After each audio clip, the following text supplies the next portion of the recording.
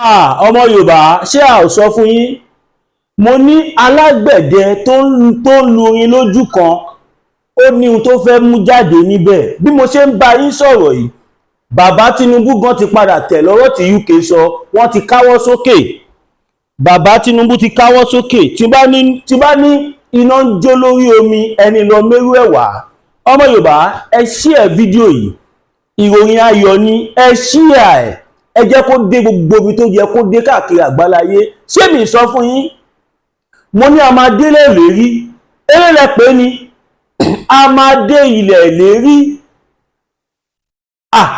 a máa délé ìlérí ẹni bá náà ní délé ìlérí òun ni ò ní bá wa débẹ̀ bàbá Tinubu fún ara wọn nísìnyí wọ́n ti wá rí wípé kò sí ọ̀nà míì kò sọ́nà àbújá kankan orí ọ̀pẹ bí kò ṣe wípé ká gba òmìnira ẹ wò sàdákátà ẹ̀yin ìyá wa àti bàbá wa láyé kọ́mẹ́ǹtì tẹ́ ń kọ́mẹ́ǹtì yẹn lára iṣẹ́ tó tún ti ṣe bí iṣẹ́ méjì tó tún ti ṣe mo fẹ́ fi hàn yín ń fẹ́ sọ fún yín mi ní sún àwọn tó jẹ́ diplomatic aspect màá kọ́ sọ tó jẹ́ pé ọ̀pọ̀lọpọ̀ yín tí ẹ kò lè lọ wò ọmọ Yorùbá ẹ bẹ̀rẹ̀ sí ní kọ sí comment section pé thank you Chief Sunday Igboho thank you Professor Banji Akintoye thank you all Yorùbá Nation media ẹ má jẹ́ parọ́ fún yín ó ti ṣe o bàbá ti ṣe o ó ti ṣe o bàbá ti ṣe o ohun tó ń bà wá lẹ́rù bàbá ti ṣe o ó ti ṣe gẹ́gẹ́gẹ́gẹ́ ẹ wò ẹ lè mọ tó ń pa èmi ẹ lè mọ tó ń pa mí nídùnnú ọmọ Yorùbá mo fi Ọlọ́run búra fún yín Ọlọ́run ti gbàdúrà wa kàmàrà wọn kan sì wọ́n á tún máa pè káàkiri máa bí ṣé mo náà ti gba Yorùbá Nation ni ṣé mo náà ti gba Yorùbá Nation èmi sọ progress ni mò ń sọ fún yín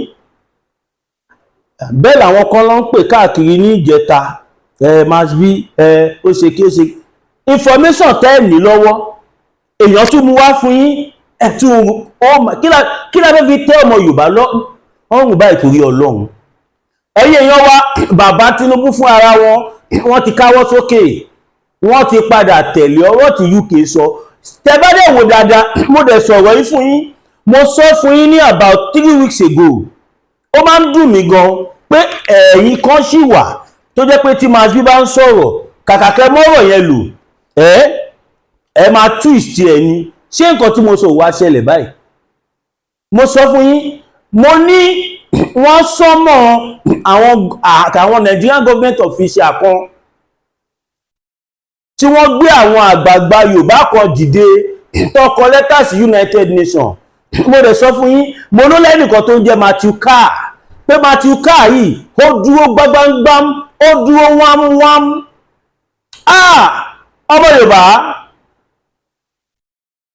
lọ́ọ̀kan ọ̀bẹ̀ yẹn ẹjẹ́ adúpẹ́ lọ́wọ́ bàbá wa Láyọ̀mí Kóìkì ọ̀pọ̀lọpọ̀ yín ẹ lè má ì tí mọ̀ nǹkan tí bàbá mi Láyọ̀mí Kóìkì ń ṣe but láìpẹ́ láì jìnà ẹ mọ̀ mi ò lè parọ́ fún yín bàbá mi Láyọ̀mí Kóìkì wọ́n ń ṣe gudugudu méje yàyà mẹ́fà torí ẹ̀ lèmi ṣe fi gbogbo ayé mi gbà fún wọn mo gbà fún Kóìkì media apart from pé bóyá àjọ jẹ́ media ó ní àwọn nǹkan táwọn bàbá tí bàbá yẹn ń ṣe tó jẹ́ pé ó gbẹnu tán ó dẹ̀ lójú ẹni tó lè ṣe number one ẹgbẹ́ fi sáré kọ̀ sọ tíntìní kó tó di pé máa bọ́ síbi tí mo ti ń bọ̀ tẹ́lẹ̀ ẹ wo rally tó ṣe UK yẹn ọ̀pọ̀lọpọ̀ ẹ̀yin èèyàn wa tí mọ̀kan tó túmọ̀ sí Mr. Ọláyọmí Kóìkì led it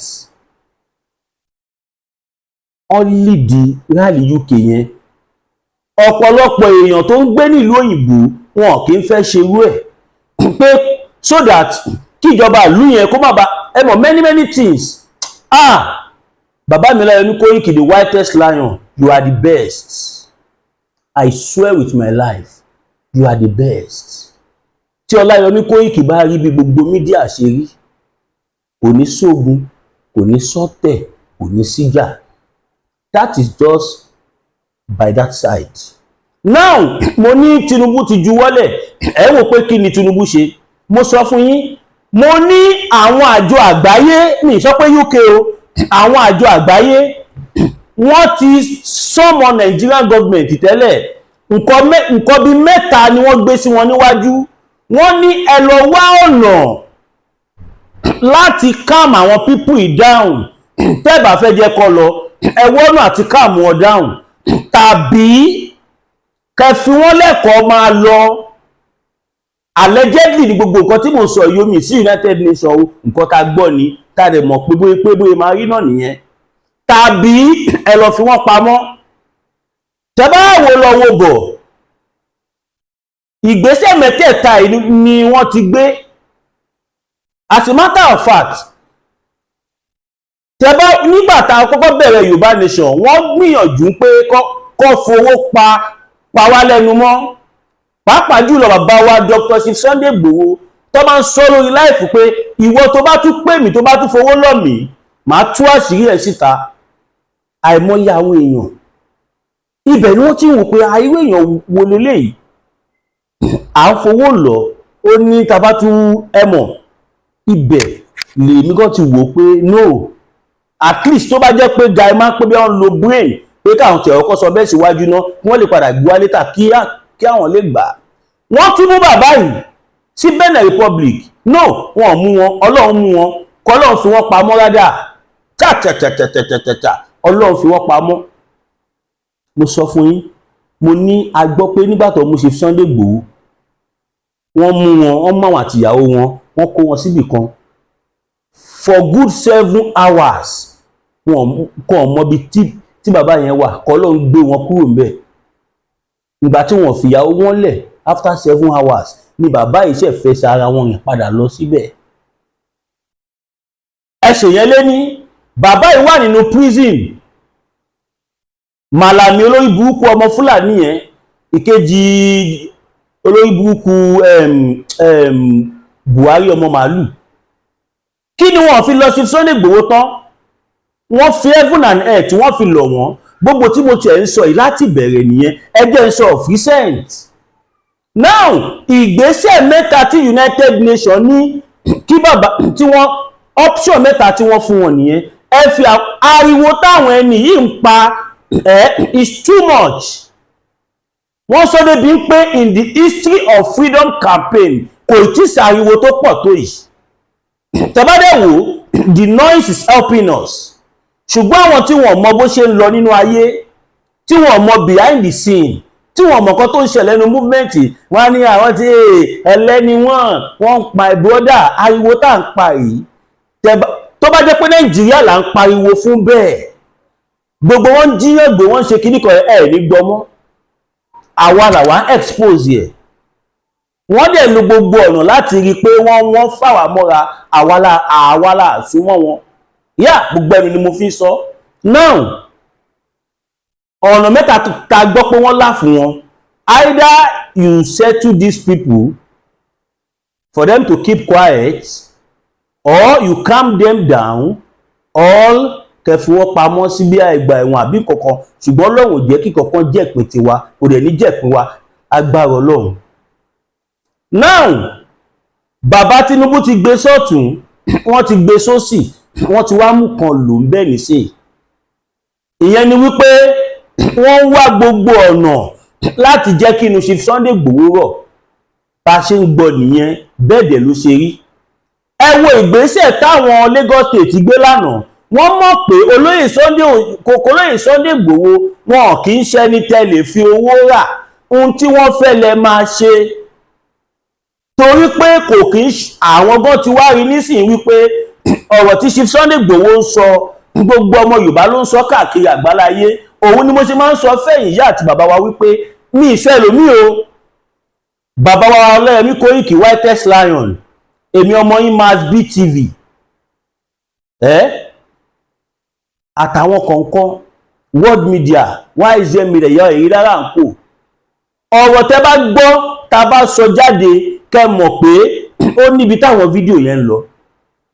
ni mo ṣe máa ń bẹ̀yìn tó máa ń fẹ́ dàbí ìpẹ́jọ́ mi pọ̀ pé ẹ máa bá wa share fídíò yìí kó máa lọ viral. Ẹ dẹ̀ make sure pé ẹ wà active ní comment section. Tí bá sọ̀rọ̀ méjì ẹ kọ sí comment section.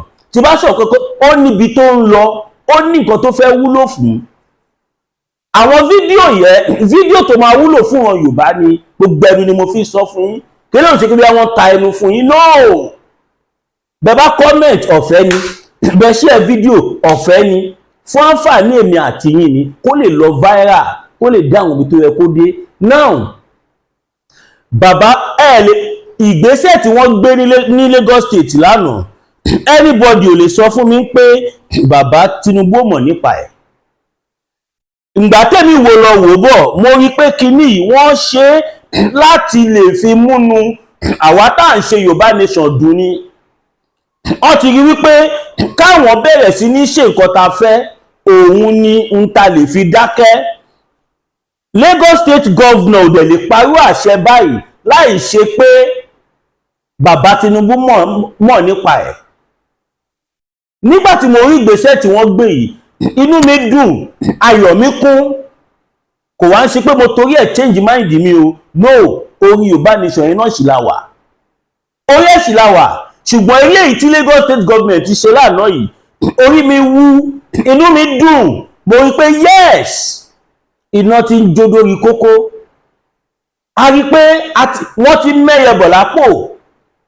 Kò rọrùn, kò easy fún gómìnà tàbí president kókó gbà láti fipò tó wà lẹ̀ tàbí láti sọ àwọn nǹkan tó ẹmọ̀ you know, àwa understand àwọn gómìnà wa nílẹ̀ Yorùbá. Àwa mọ̀ kí gbogbo àwọn gómìnà wa yẹn ọ̀pọ̀lọpọ̀ wọn ló fẹ́ Yorùbá nation, bọ̀ wọn tó bẹ́ẹ̀ kọ́ sọ síta. Òfin orílẹ̀-èdè Nàìjíríà kò fàyè gba kí wọ́n sọ síta, pàápàá jùlọ ní position tí wọ́n wà pẹ̀ láwọn tó fara pẹ́ wọn gbọ́dọ̀ sọ. Ẹ wo àwọn bàbá wa ní ayé àtijọ́, àìmọye àwọn bàbá wa tó jẹ́ pé torí pé wọ́n kọ̀ sọ láàrin àwọn èèyàn pé Yorùbá lè dá dúró náà, àìmọye tó ẹ́ kó ṣẹ̀mí ẹ̀ ló fóònù wọn, àìmọye tó ẹ́ kó kó ẹ̀mí ẹ̀ kọ́ já lójijì pátá tó kó ẹ̀mí wọn já. So kò easy for any politician láti sọ pé Yorùbá nation yẹn dẹ̀ dá o. Òun lẹ ṣe rí tí mo ṣe máa tí kẹ máa pé mi kì í sábà come fún Dino. Tí Dino bá ṣàwọn kankan màá kàn fojú fò, ìyẹn Dino mi láàyè. Torí pé nígbà tí Chief Sunday Igboho dìde, gbogbo alágbọ́ orin tí Dino kọ fún Chief Sunday Igboho náà, ó ní Sunday Igboho wá pẹ́ láyé, Sunday Igboho wá jèrè Yorùbá, ẹni bá ní kò ní rí bẹ́ẹ̀, akubanza akọlápá kó sẹ́nu tírélà akuyanyan. Dino, you know, ó jáde tán, ó lo múra ẹ̀ délẹ̀. Torí ẹ̀ lè pé Dino máa sábà fojú fún àwọn nǹkan tó bá ṣe. And tẹ́bádẹ́ wò dáadáa, I'm not the type that come for people personal life. Ìwọ bí Dino bá jáde lọ́la tó bá tako Yorùbá nation, máa jáde fún back to back tí ò rẹ̀ ní ṣe bẹ́ẹ̀ mọ̀. So ẹ mọ̀ nǹkan tí Dino ṣe ń gbà yẹn ó ginger mi gan. Mo rò pé yes, lára àwọn tó fẹ́ Yorùbá nation rí, we understand that you cannot say it out. Ẹ jẹ́ ká kà nǹkan tó ṣẹlẹ̀ ní Lagos State lánàá, kẹ jẹ́ ká kà síta kí ẹ̀yin ọmọ Yorùbá gbọ́. Inú mi dùn, ayọ̀ mi kún. Mo rí pé yes, Yorùbá nation ti ń bọ̀ lọ́nà. Ṣé mi sọ fún yín?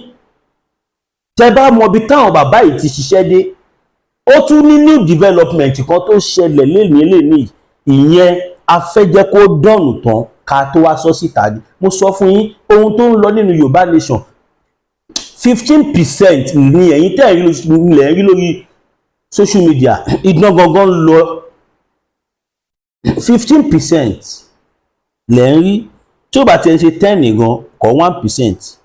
Now ẹ máa gbọ́ o, before I start this ẹ ká sáré bí ẹ̀ka ìpolówó ọjà. bitter tea ẹkùn tí ń wọ̀yá àjà pẹ̀lú àwọn kíndìnrín tó ní stone nínú ìyẹn kidney stone yóò mẹ́ẹ̀tì ẹ̀ tẹ́sí yádànù nínú àgọ́ ara yín òun kan náà ló ṣiṣẹ́ fún liver ìyẹn àìsàn jẹ̀dọ̀jẹ̀dọ̀ a sì tún máa ṣiṣẹ́ fún ààtì ìyẹn ìṣòro àìlèmí sókè sódò dáadáa láàólà bitter tea ló tún ṣiṣẹ́ fún ìfúnpá gíga ìyẹn high blood pressure bákan náà gbogbo ẹ̀yin tẹ́ ẹ bá ní ìṣòro ìsétọ̀ tí a mọ̀ sí prostate cancer gbogbo àwọn àìsàn tá a là kalẹ̀ yìí pátápátá òun ni láàólà herbal bitter tea yóò bá wà yá àjà ìṣòro ara ríro ńkọ́ láàólà bitter tea òun ni kẹ́ ẹ gbẹlura láti wá rí egbòogi láàólà bitter tea rà àbí tẹ́ ẹ bá fẹ́ mọ ibi tí wọ́n tẹ̀dó sí ẹ mẹ́sẹ̀gì wọn lórí àwọn WhatsApp numbers yìí +44742452737 àbí àwọn Nigeria numbers yìí 08033194355 tàbí 08026265000 kò bára rí ẹ̀rí inú ẹ̀jẹ̀ ti kàn jẹ̀gbọ̀n lọ́wọ́ láàólà bitter tea gbẹlura kò rí yàtọ̀ bẹ́ẹ̀.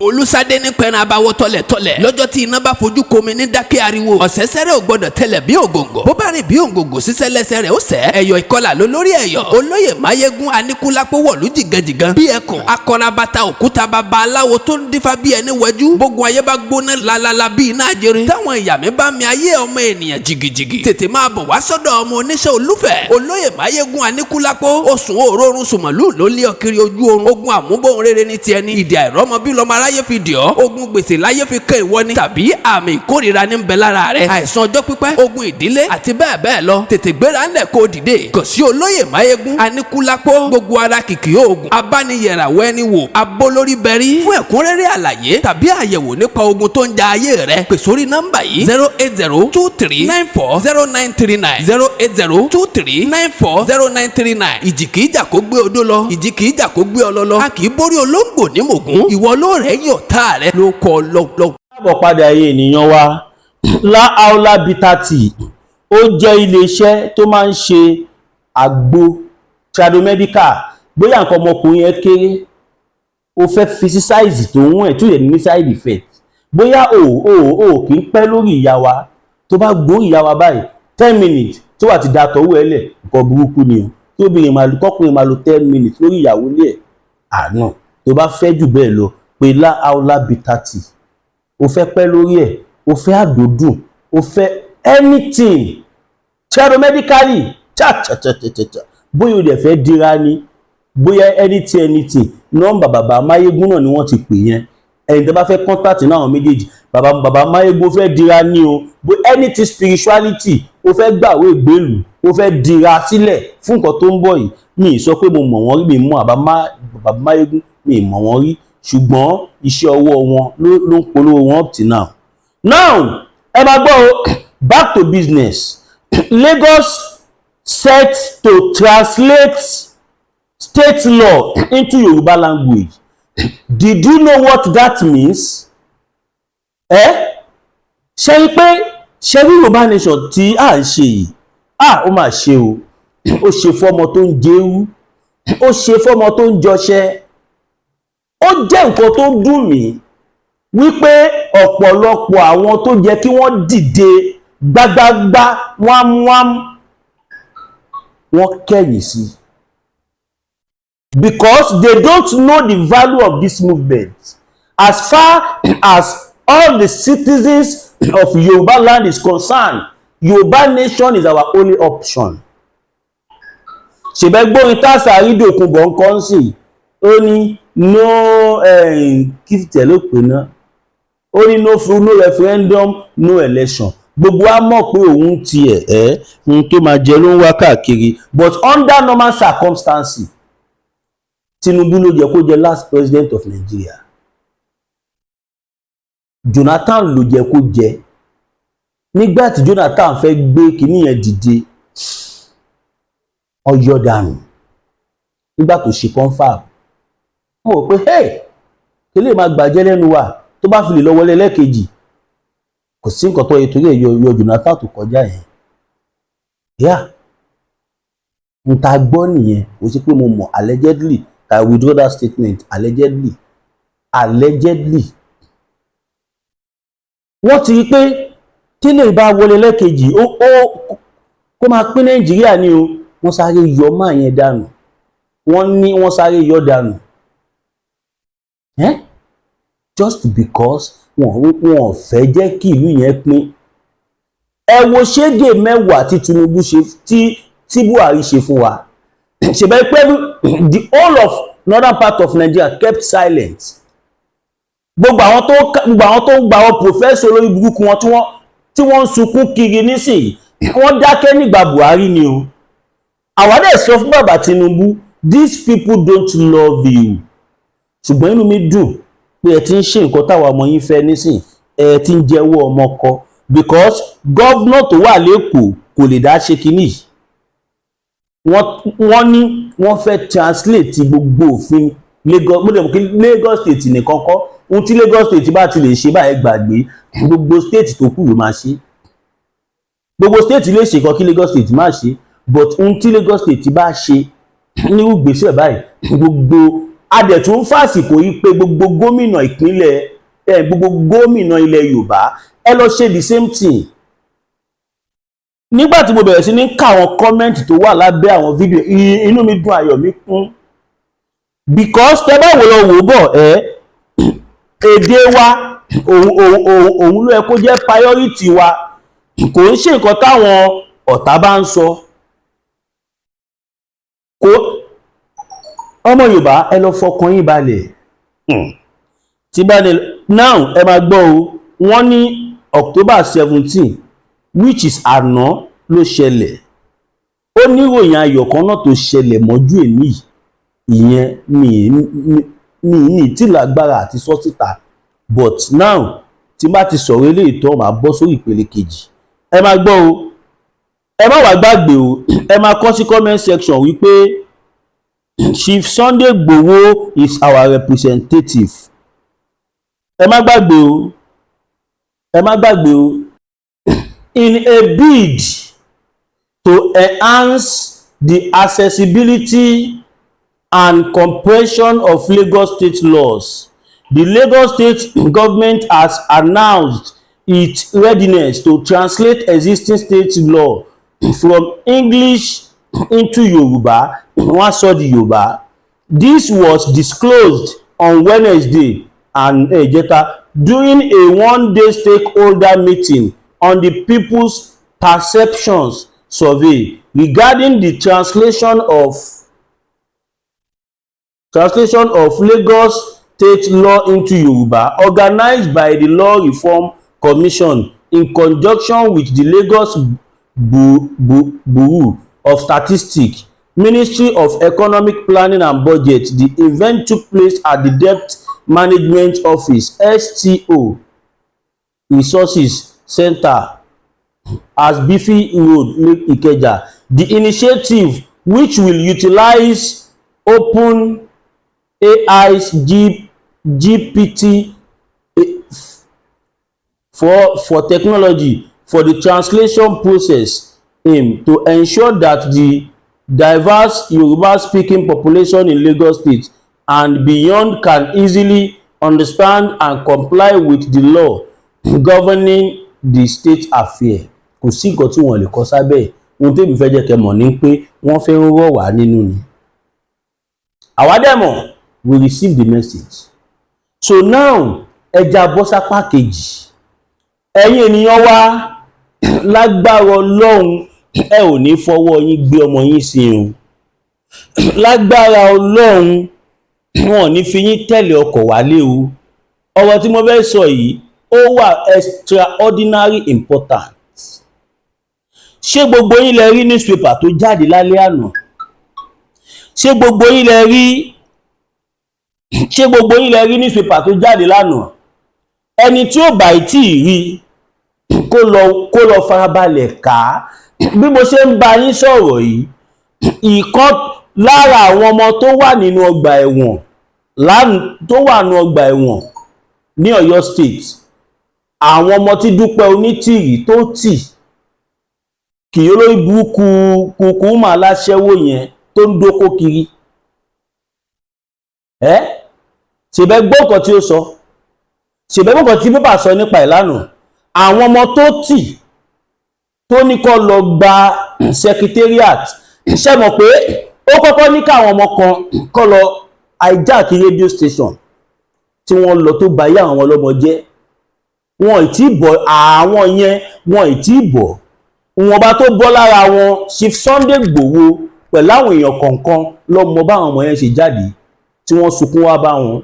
Now àwọn èèyàn lẹ́nu àná sáàárọ̀ yìí tẹ́ bá mọye èèyàn tó sunkún wá bá mi.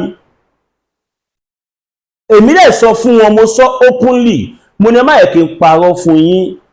Lóòótọ́ ẹlẹ́ran ara ní gbogbo wa, tá bá dẹ̀ ń jà bí ká kú kọ́. Àwa Yorùbá ò kì í jàjàjà díjú, àyàfi ọmọ àlè Yorùbá nìkan ló máa ń jẹ̀jà àjàdíjú. Now àwọn ọmọ yẹn ti fẹ́ẹ̀ kú tán sí inú prison. Wọ́n dẹ̀ àwọn olórí burúkú yìí, àwọn mi nígbà tí dárúkọ wọn torí tí bá ń dárúkọ mò ń populize wọn ni. Tí bá dárúkọ èèyàn lórí platform mi, ẹni yẹn automatically ó ti blow tí ó bá ti blow tẹ́lẹ̀. Now ó yẹ wò ó dẹ̀ ń parọ́ lórí platform wọn pé àwọn ọmọ yẹn ti di hero, páwọn ń tọ́jú wọn, wọ́n ń jẹ chicken, wọ́n ń jẹ bọ̀kọ̀tọ̀, wọ́n ń jẹ kìtẹ́ báyìí bó ṣe ń ṣe bí ọmọ ojú ọ̀rọ̀ lárí.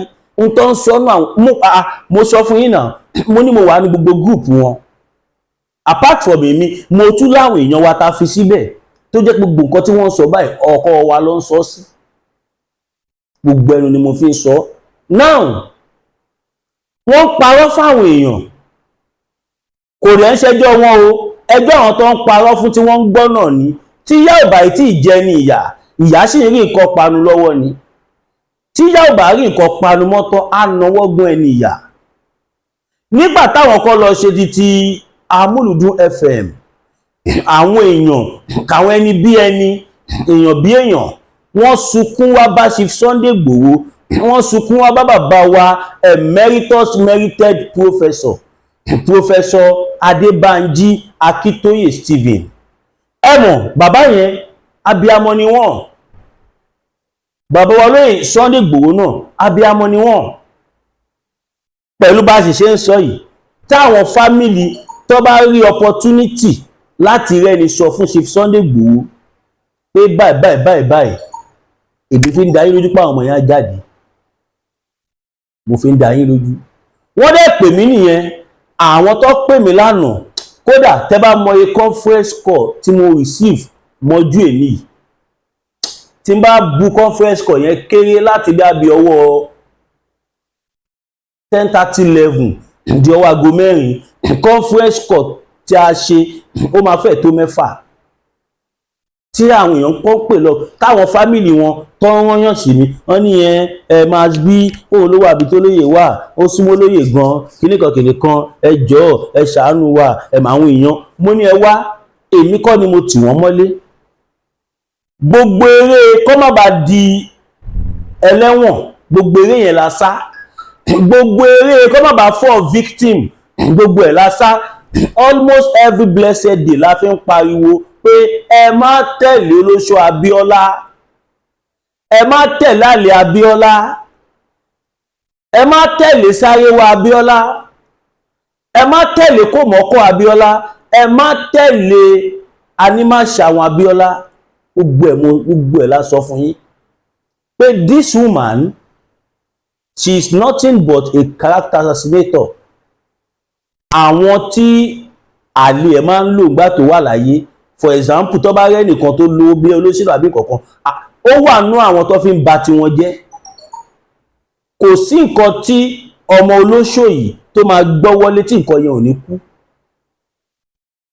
Màrà tó dánú OPC ni gẹ́gẹ́ bá ṣe gbọ́, a gbọ́ pé bàbá Fáṣeun àti bàbá wa Ààrẹ Gani Adams ó wà ní àwọn tó kẹ̀yìn wọn síra wọn. Ọba Déjì of Àkúrẹ́ òun ló bà ti bàbá yẹn jẹ́. Many people like that. A ò mọ history ẹ̀ tẹ́lẹ̀ nígbà tó kọ́kọ́ wá. Our leaders, our father, our elders, and Chief Dr. Sunday Adeniyi Adeyemo Igboho Oòṣà with our father emeritus merited professor Professor Adébánjí Akíntóyè, nígbà tí olórí burúkú woman tó wá wọ́n torí àwọn leaders wa pẹ̀lú àwọn elders wa pẹ̀lú àwọn bàbá wa méjèèjì wọ́n jẹ́ àwọn tó jẹ́ pé wọ́n máa ń listen síyàn, they always give a listening ear. Kọ́mọ ọdún kan kó wá bá Chief Sunday Igboho, Chief Sunday Igboho máa fún ní 100% attention bíi pé ẹni tó jù wọ́n gan lọ ló bá wọn sọ̀rọ̀. He is a very loyal man. So òun ló jẹ́ ká fọ́ victim aláwọ̀kọ́ yẹn torí àwọn bàbá jẹ́ ẹni tó máa ń gbọ́ téèyàn mọ́ tiwọn. Nísìnyí báyìí ojú everybody ti já. Èmi wà ní àwọn tó fowó bẹ̀ $14,000, mo wà ní àwọn tó fi bẹ̀ yà kọ́ jáde kọ́ wá dìbọ́ǹkì ẹ̀. Ó tẹ́ mi lọ́rùn kí n máa bẹ̀rù ìyan wa kẹ́ máa fún mi tọ́rọ́ kọ́bọ̀ tí kí n lọ gba owó ẹ̀jẹ̀ owó èpè lọ. Now nígbà tó máwọn ti Amúlùdún FM ó ní ipa tí àwa kó yá ó ní pátákó Ọlọ́run àtúbọ̀ jò máa dá fún bàbá wa Chief Sunday Igboho àti bàbá Professor Adébánjí Akíntóyè. Ọlọ́run àtúbọ̀ bá fún wọn lẹ́mìí gígùn. Abiyamọ làwọn bàbá méjèèjì yẹn. Now ó tún ti ṣẹlẹ̀ again nísìn ti secretariat yẹn. Àwọn ọmọ yẹn ti fẹ́ kú tán sínú ẹ̀wọ̀n. Kẹ́ pé wọ́n sọ pé dies. Gbogbo yín lẹ mọ̀ pé tí pépà bá gbé nǹkan tó bá sọ pé nǹkan ẹyọ kan kẹ́ mọ̀ pé ibi 10 ni. Gbogbo yín lẹ mọ̀ pé Nigerian paper tó bá sọ pé 1 fi ọkàn sí 10 tàbí jù bẹ́ẹ̀ gan lọ. Ṣèbáwá wá sọ níjọ́ yẹn pé àwọn kan ti kú láàrin wọn. Ó tún yàtọ̀ sí tí wọ́n tún announce yìí o, tí pépà tún announce yìí. Ó yàtọ̀ gédégbé. Ìyá ẹ make sure pé gbogbo àwọn tó jẹ́ gbogbo àwọn èèyàn wa tó jálá kíkanjú, ó make sure pé òun fi agbárí fà wọ́n mọ́ra fi bà tiwọn jẹ́. Now Saheed ọmọ bọ́tà bóyá kò bá máa tí kù nígbà tí ìyá ẹ̀ rí pé àṣírí òun ti tú sí lọ́wọ́, ó mẹ̀mí ọlọ́mọ kó dálé gbòdò one way or the other. Secondly, ẹ tún wà àwọn eléyìí náà. Mo sọ fún yín pé ròyìn kan kàn mí lára pé wọ́n náà mo bèrè kékeré yẹn ti kú but mi tí ní evidence to back it up. Ìgbà wo ni wọ́n ti sọ pé àwọn bàbá kan kú bí abíjàbí 3 nù wọn, ìmí tún ti kú again. Ẹ̀yin family àwọn ọmọ yìí ẹ ṣe fídíò ẹ send ẹ̀ sí mi tàbí audio, fídíò ló máa da kẹ má bàa padà deny pé yín kọ́ lẹ sọ. Ẹ ṣe fídíò gbogbo ọ̀rọ̀ tẹ́ ẹ̀ ń àwọn ìbú kan wá sọ fún mi yẹn ẹ ṣe fídíò ẹ send ẹ̀ sí mi, màá send ẹ̀ sí Chief Sunday Igboho. Ṣùgbọ́n pé kí n fẹ́nu mi sọ fún wọn yẹn ẹ tú dànù. Tọ́lọ́run bá ní kí Chief Sunday Igboho wo fídíò ìkọ́rí, mo mọ̀ pé tí bàbá bá gbọ́ wọ́n á gbégbèsè Ọlọ́run á dé dà sí wọ́n á jáde. Àwọn ọmọ ọlọ́mọ ẹ neglect wọn síbẹ̀ yẹn, kẹ́ gbàgbé wọn síbẹ̀, kẹ́ jẹ́ kí wọ́n condemn àwọn ọmọ ọlọ́mọ. Wọ́n ti fẹ́ kú tán báyìí o. Ẹ̀yin family wọn tẹ́ ẹ̀ rányàn sí mi ẹ nígbà tí rányàn sí mi, phone number mi wà everywhere +229 57 74 79 70 +229 57 74 79 70. Ẹ bá pè tó bá lọ ẹ drop voice note tàbí message. Ẹ ṣe fídíò kẹ́ sunkún sí Chief Sunday Igboho lọ́rùn pé kó jọ̀ọ́ kó ṣàánú yín. Yá ẹ̀yin yan wa tí kò tí mo sọ bá right tó bá right ẹ má bínú o. Torí àánú àwọn ọmọ ẹ̀gbọ́n tí wọ́n ń ṣe mí, wọ́n ti fẹ́ kú tán. Létà là ń padà gbọ́ pé Ògùn ló fi ń bá àwọn ọmọ yẹn sọ̀rọ̀. Ògùn ló fi ń bá wọn sọ̀rọ̀. Ògùn ló fi ń bá wọn sọ̀rọ̀. Ẹ wò ó jẹ́ kí n bọ́ sórí ìpele kẹta bí a fi sáré sọ yẹn once and for all. Bí mo ṣe ń bá yín sọ̀rọ̀ yìí ìṣẹ̀ máa tí ó máa gbòjù. Now ẹ máa fẹ́yìn tẹ́ bá wò mí fúngbà àkọ́kọ́ ẹ like ẹ share ẹ comment, kẹ́ subscribe, kẹ́ turn notification bell yín. Ọmọ Yorùbá bí mo ṣe ń bá yín sọ̀rọ̀ yìí, Ọlọ́run ti wà lójú iṣẹ́. Ẹ má gbàgbé káwọn nǹkan tá náà need nínú studio ká sì need about 5 million. Ẹ ṣàánú mi, kẹ́ má wò mí níran. A fẹ́ ra professional mic, a fẹ́ ra mixer, àti rẹ́ni ra speaker fún wa. Ká dẹ̀ dúpẹ́ ọwọ́ wọn, original speaker mo fẹ́ lọ rà tó máa ń ṣe gbìm gbìm gbìm gbìm gbìm gbìm gbìm. Mo ti ná, mo dẹ̀ ti send owó sí wọn. Anytime from now máa dé, tó bá ti dé náà máa fi rán everybody. Now ẹ má wò mí níran, ẹ support mi. Account number mi ní 02141687040 02141687040 02141687040 GT Bank Williams Olúwatósìn Zanu. Kẹ́ má wò mí ràn o, ẹ support mi. Ó pè mí kí n tọrọ báyìí kẹ́yìn ìyá àti bàbá mi fún mi ju kí n lọ gba owó olóṣèlú lọ. Lóòótọ́ wọ́n fi wá ṣe yẹ̀yẹ́ pé ẹ̀rí wọn kó wá gbowó kò gbowó kó wá. Ó pè mí. Ẹ máa rí pé tẹ́ bá wò lọ wò bọ̀, mi ì ní mọ́tò, mi ì kọ́lé, kódà mi ì ní táyà. Ìyá mi ì ní táyà. Gbogbo nǹkan tá à ń rí lórí kíní tá à ń ṣe náà, ìní movement náà là ń ná sí. Níwájú ọba májẹ̀mú tí wọ́n pè jẹ́rìí rán, inú movement là ń ná sí. Mo dẹ̀ mọ̀ pé gbogbo nǹkan tí mò ń ṣe, mo mọ̀ pé Ọlọ́run á jẹ́ kí n kéré ẹ̀ ńjọ́ kan.